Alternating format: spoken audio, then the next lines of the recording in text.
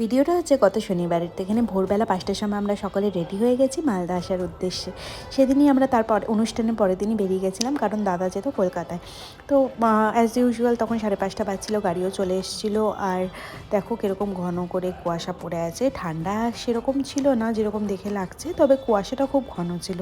আর দেখো এখানে জিঞ্জার কত সুন্দর অ্যাডজাস্ট হয়ে গেছে। ও কিন্তু আসার আগে সবার সাথে দেখা করে এসছে, যেখানে যেখানে ঘুরতো সবগুলো একদম ঘুরে এসছে।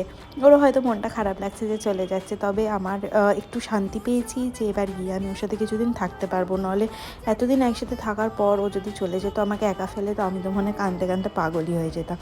যাই হোক, তাড়াতাড়ি আমাদের আসার তাড়া ছিল এই কারণে, কারণ দাদা সেদিনই চলে যাচ্ছিল কলকাতা। তো ট্রেনটা ভাগ্যিস একটু লেট ছিল, যার জন্য দাদা ধরতে পারলো, নাহলে মিস হয়ে যেত। দাদাকে স্টেশনে ড্রপ করে আমরা চলে এলাম বাড়িতে। খুব এক্সস্টিং লাগছিল, তাই একটু গরম জল খেয়ে আমি রেস্ট করছিলাম। তো চলো দেখা হচ্ছে তোমাদের সাথে পরের একটি ভিডিওতে।